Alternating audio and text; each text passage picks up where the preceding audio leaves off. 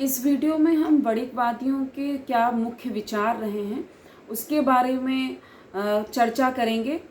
जैसे कि इसके पहले के वीडियो में जो फर्स्ट पार्ट है वणिकवाद का, तो हमने वणिकवाद के कौन से अर्थशास्त्री थे या कौन से विचारक महत्वपूर्ण थे, फिर उसको जन्म देने वाले कारण क्या थे वणिकवाद की विचारधारा को, उसके बारे में डिस्कस किया। अब हम इस वीडियो में वणिकवाद विचारधारा क्या है, उसके क्या प्रधान सिद्धांत हैं, इसके बारे में डिस्कशन करेंगे। जैसे कि सोना, और सबसे पहली इम्पोर्टेंस है कि सोना और चांदी को महत्व देना, क्योंकि सोना और चांदी ही मुद्रा के रूप में चल रही थी और सोने और चांदी के बदले ही लोग कुछ भी एक्सचेंज करने को तैयार थे। तो इस वजह से ज़्यादा सोने और चांदी का संग्रह करना हर राज्य का, हर देश का, हर राजा का ये प्रमुख कर्तव्य माना जाता था, क्योंकि ये धातु अमूल्य मानी गई और ये कभी नष्ट नहीं हो सकती। इसलिए इसको ज़्यादा से ज़्यादा इसका संग्रह किया जाए और देश को ज़्यादा से ज़्यादा धनवान बनाया जाए, यही प्रमुख उद्देश्य रहता था।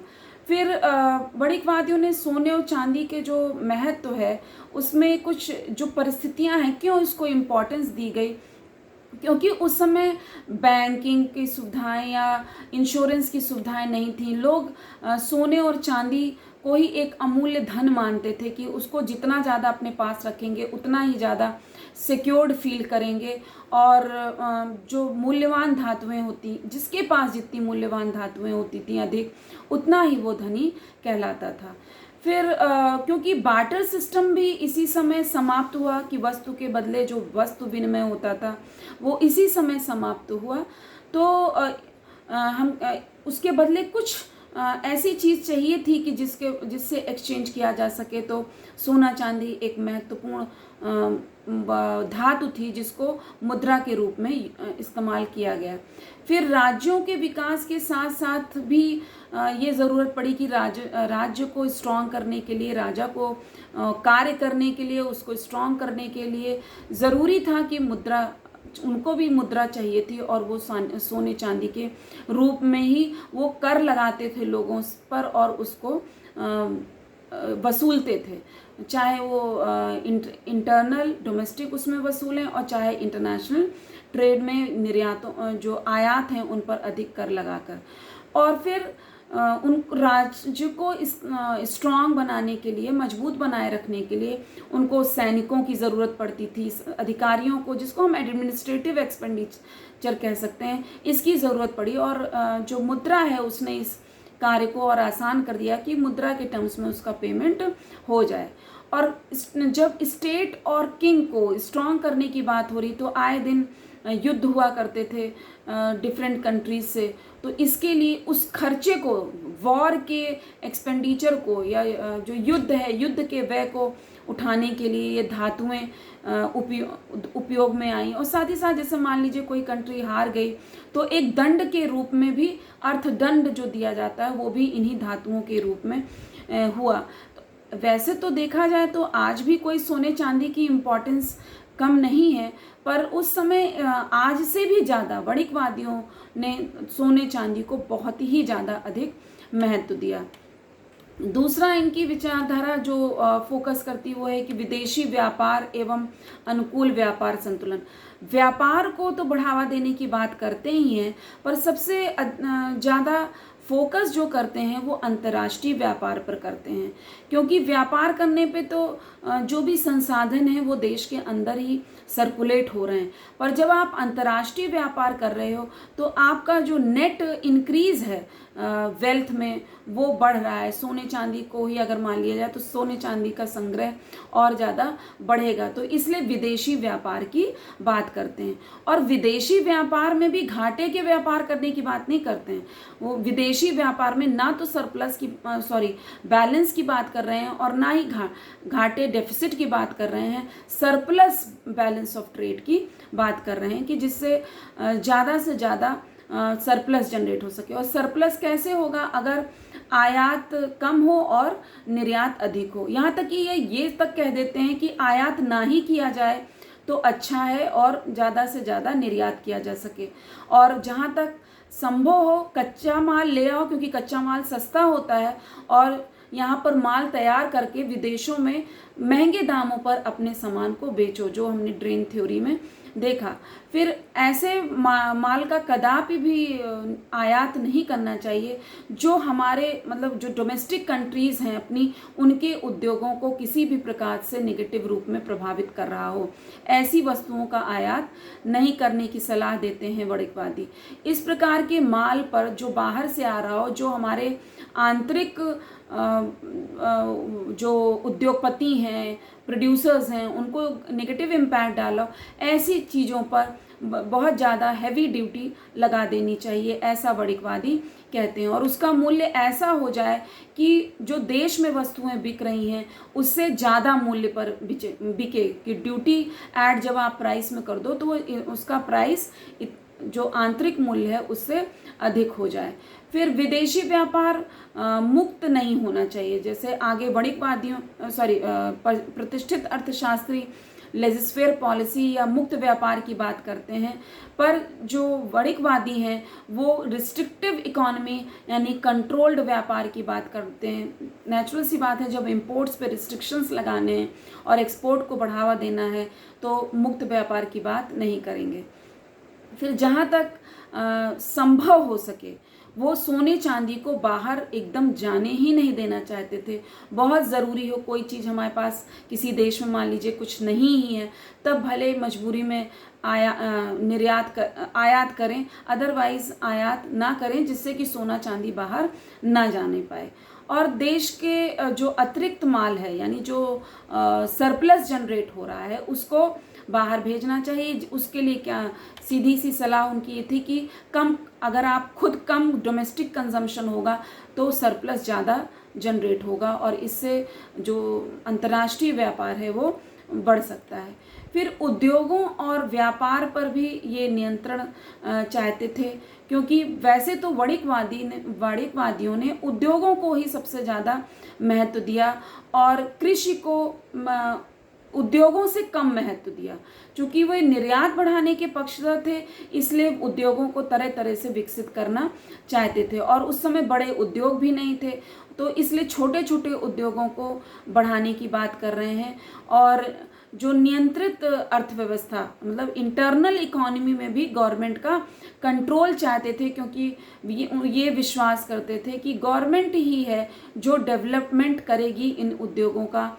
और उसके लिए उन्होंने कहा कि एक बुद्धिमत्तापूर्ण नीति यानी कि एक रैशनल पॉलिसीज़ बनानी चाहिए गवर्नमेंट को, जिससे कि ज़्यादा से ज़्यादा उत्पादन हो सके और जो आंतरिक उद्योग हैं उनको हानि ना पड़े और उसका जो बोझ है किसी एक वर्ग पर ना पड़ने पाए, असमानता को कम किया जा सके, कर का जो संग्रह है उससे जो व्यय करें उसको कम से कम करें और ज़्यादा से ज़्यादा संग्रह करें।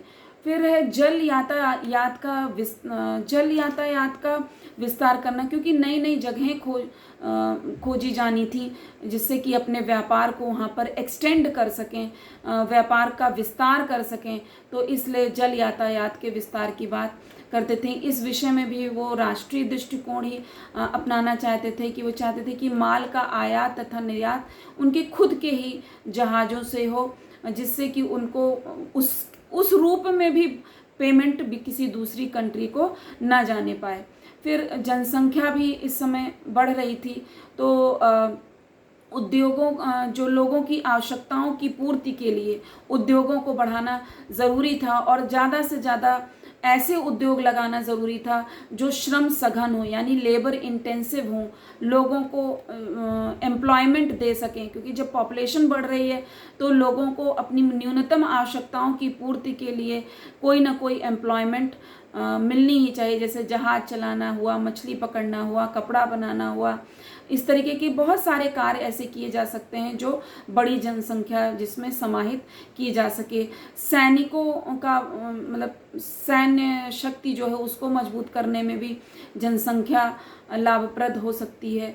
तो जनसंख्या बढ़ाने की बात करते हैं, जैसे माल्थस जनसंख्या को कंट्रोल करने की बात करते हैं, तो यहाँ पे वणिकवादी जनसंख्या को बढ़ाने की बात करते हैं, क्योंकि उद्योगों में काम करने के लिए और सैनिकों के लिए, देश की सुरक्षा के लिए, सबके लिए ज़्यादा श्रम की आवश्यकता थी। इसलिए फिर उन्होंने पूंजी और जो कैपिटल है और क्रेडिट है उसकी भी व्यवस्था का सुझाव दिया कि अगर मान लीजिए किसी के पास पूंजी नहीं है कार्य करने की, तो उसको वो क्रेडिट उपलब्ध कराया जा सके किफ़ायती दाम पर।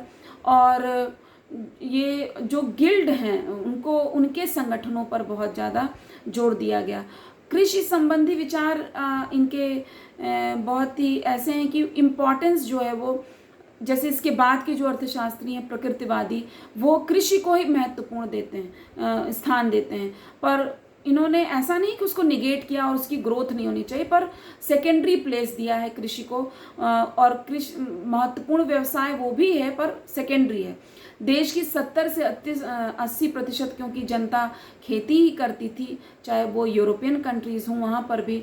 तो वणिकवादी कृषि की उपेक्षा जो उन्होंने, मतलब ये नहीं कह रहे हैं कि उपेक्षा की जाए, पर थोड़ा कम ध्यान तो दिया ही उस पर। और अर्थशास्त्र के कुछ, जैसे आपके मूल्य का सिद्धांत है, मूल्य के सिद्धांत में कुछ अर्थशास्त्रियों ने, हम डिस्कस कर चुके हैं कि उन्होंने मैथमेटिक्स का यूज़ किया इसमें। और कैंटिलोन है, उन्होंने जैसे दो मूल्य बताए कि बाज़ार मूल्य हो सकता है, आंतरिक मूल्य हो सकता है, जिसको हमने आगे चल के भी देखा, जिस पर विकास हुआ कि एडम स्मिथ ने भी इसकी बात की, रिकार्डो ने भी इसकी बात की। फिर बाज़ार मूल्य को कैसे डिटरमिन किया जाएगा, मार्शल ने इसको निकाला। तो बाज़ार मूल्य जो डिमांड एंड सप्लाई के अकॉर्डिंगली डिटरमिन हो रहा हो, और इंट्रिंसिक मूल्य यानी जो आंतरिक मूल्य है, उस वस्तु के उत्पादन में जो लागतें लगी हैं उनको जो कवर कर ले जाए, उस मूल्य की बात करते हैं। तो मूल्य के संदर्भ में ऐसे विचार दी, पर इसको कैसे डिटरमिन करना है, ये मूल्य कैसे निकलेगा, इसके पास उनके पास कोई बहुत स्पष्ट सिद्धांत नहीं था। और एक तरीके से, पर फिर भी हम कह सकते हैं कि इन्होंने आगे मूल्य के सिद्धांत के लिए एक हाइपोथेसिस तो प्रोवाइड करी दी। फिर मजदूरी के संबंध में भी इनका, जैसे एडम स्मिथ जो प्रतिष्ठित अर्थशास्त्री हैं, रिकार्डो हैं, सभी जीवन निर्वाह के सिद्धांत की बात करते हैं।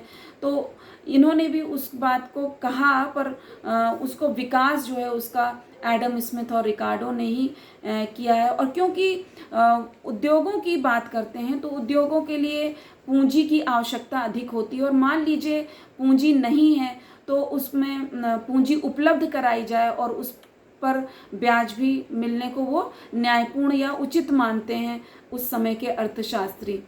और कुछ अर्थशास्त्री जो ऊंची ब्याज दर को गलत मानते हैं, पर ब्याज की बात करते हैं वणिकवादी, क्योंकि कैपिटल को फोकस कर रहे हैं और धन को फोकस कर रहे हैं, और उद्योगों को बढ़ावा देने के लिए पूंजी की आवश्यकता पड़ेगी।